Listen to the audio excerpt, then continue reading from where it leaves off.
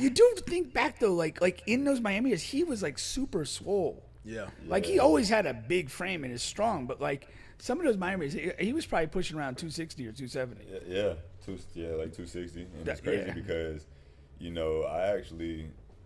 I didn't see this clip until just now, but I actually heard a story where they said that there was who was it? Was it a trainer or equipment guy? It was an equipment guy they walked into the locker room as he was like taking something. They said next day he was not there. The equipment guy.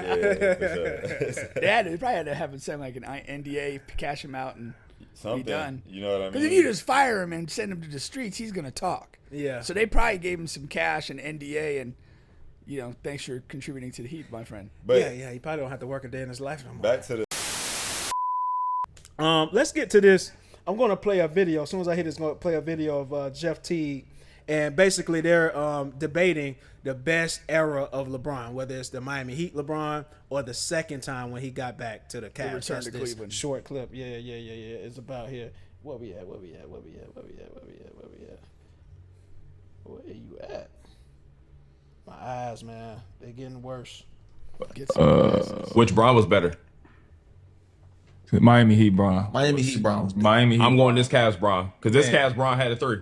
Man, y'all crazy. Miami Heat best Bron we ever was, seen. I ain't gonna lie. he was on steroids, bro. He had to sit out. He was on steroids for real. Now I give you like legit was on steroids, bro. I'm allegedly, but like he had to sit out. But y'all remember when they told him like they there gonna goes the start? Clutch Sports allegations. Y'all remember that though? Nah, when they was like he got everybody. They started testing for HGH, and they was like, yo, and he had to sit out. Like he said his back was hurt, and he sat out for like 3 weeks, and he came back skinny. This is just I was in the league. I remember. And he came back in. He was crazy though, bro. That might have been the best Bron, bro. At Miami, bro, was so crazy, bro. Now we've talked about this like several times on the show. At least once I remember, like the best which LeBron was. I've always stood by the Miami Bron. I think at that point, he may not have been at his absolute mental peak, like as far as knowing and understanding everything, but he was close enough to his peak mental, and he was at his absolute peak physical. Like that was just crazy. That was insane. Steroids or not. But you do think back though, like in those Miami years, he was like super swole. Yeah. Like he always had a big frame and is strong, but like some of those Miami years, he was probably pushing around 260 or 270. Yeah, like 260, and it's crazy because, I didn't see this clip until just now, but I actually heard a story where they said that there was who was it? Was it a trainer or equipment guy? It was an equipment guy they walked into the locker room as he was like taking something. They said next day he was not there. The equipment guy. They probably had to have him send like an NDA, cash him out, and something. be done. You know what I mean? Because if you just fire him and send him to the streets, he's gonna talk. Yeah. So they probably gave him some cash and NDA, and thanks for contributing to the Heat, my friend. But he probably don't have to work a day in his life no more. Back to the topic, I think that the Miami Bron is the best Bron too. Yeah. I mean, like you said, he established himself in peak strength. Like the way he was just getting in the lane, broad shouldered, like you know what I'm saying. Before Well, that was back skinny. and the two things that still to me was amazing was the Derrick Rose was MVP, and they played Bron in the playoffs, and like when game got closer, got fourth quarter, Bron locked him up and made him look like a JV guy. Yeah. And in the final with KD, there was a fourth quarter where he was guarding KD and wasn't giving him anything. Then he had his episode of cramps, went out for 2 possessions. KD got 4 points in 2 possessions, and then Bron recovered and KD was silent for a while. Like those are 2 crazy offensive weapons that he was able to lock down, when it mattered. That's insane. It is insane, but I do disagree. Because physically, like, Miami Heat LeBron is the best, you know what I'm saying, as far as version of LeBron. Because, like you said, he had grew into his body all the way, especially from the first Cavs stint and all of that good stuff. And he's just physically imposing, and he had a lot of those different moments, like you said, the one on Rose and all of that good stuff. But there's 2 things that differentiate himself from the Heat Bron and then the Cavs Bron. Number one, it is the mental space, because by the time he gets the second stint back with the Cavs, he's already like he's a leader. You know, he's more willing to take the last shots. You know what I mean? He's just like fully the last Super Saiyan form that there is. Like there was no more. It was, you know what I mean? He had reached at each level already. Yeah, man, I understand what you say. Yeah. And secondly was his jumper. The second stint was the Cavs is the like, and they kind of got at it a tiny bit there, but that is when he found the shot, when he became like a near 40% 3-point shooter, when he was a better free throw shooter, all of that. Because with the Heat, the one time when they got blew out by the Spurs in the championship, they went to that zone defense and basically was just giving him every jumper imaginable. Yeah. Could not. He either wouldn't take a bunch of them or missing a bunch of them. Yeah, they got his head for sure. Because he was too strong from the HGH. through the equilibrium of the shot off. Nah, yeah, for sure. All jokes for sure. But like with the Cavs, second step with the Cavs, it was none of that. He was shooting his ass off, and then that turnaround jumper became like efficient as a mug, and he was still physically imposing. He was still in his prime physically. I mean, you got the block in the finals. Iguodala was insane. Yeah, you have the moment where they lose to the Golden State Warriors in the finals, but he was a fucking like monster when Kevin Love and Kyrie went out. Yeah. That was the first.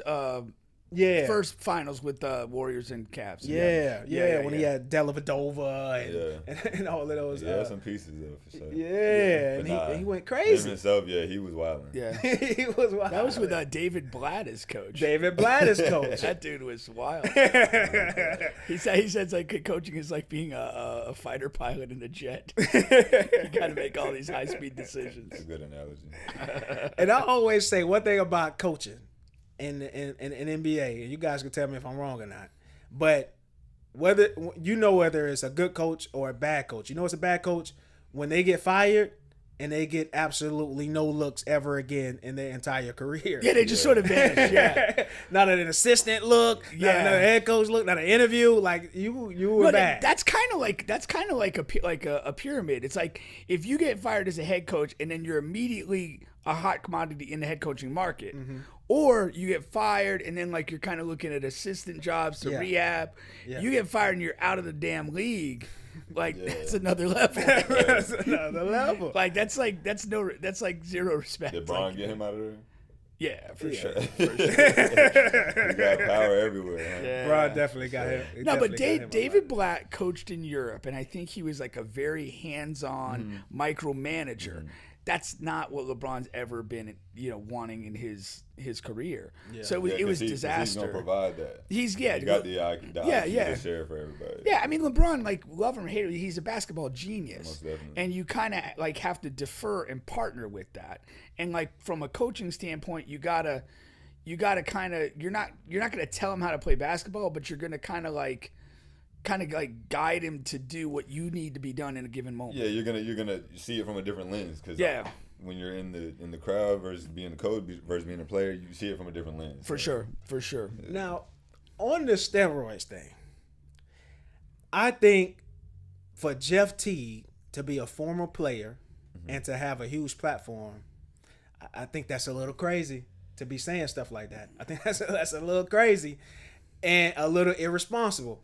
Now, because that is a really dope crazy podcast. In terms of making it a rumor or like spreading it as if he actually knows that that's true. Like spreading it as if he knows. Because if you catch him in the clip, he says, I played in the NBA. I know. Like, and there was no LOLs behind it. Yeah, no. But what I would say, that. I would say though that like there has been rumors about that. Yeah, that's so you're not introducing the rumors. But what I'm saying with his platform and being a legitimate NBA player, he almost like certifies it. Bingo. Like he kind of pushes it to another level of kind of reality, I think. Bingo. Rather than just these kind of quiet, I think I saw this, somebody might have said that. He's in the league. He knows people. He knows what's going on. And Bron is petty, man. I mean, you got the whole him and Drake thing. I was just about to say that. Drake put him in the song, and then all of a sudden LeBron going crazy. Did you see Drake got his tattoo covered up? Yeah, That's wild. tattoo covered up.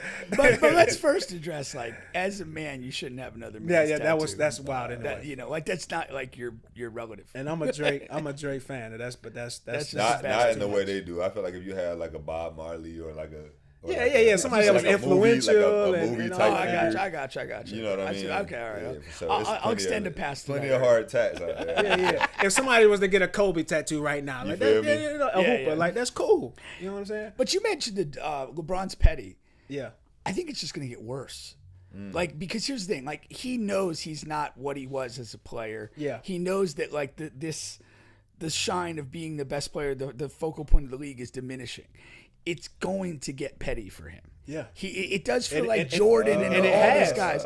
When you retired and you can't do anything further for your legacy but protect it, petty's the move. I'm not saying it's a good idea, but that's just the reality. Yeah. He's still averaging the same points over the course of his career. So is he really not as good as he was? Of course not. Nah, he's not as good as course he not. was. He's got to pick his spots. I think if he has the right pieces around him with some good young new talent, I mean, you got Luka, you know what I'm saying? Like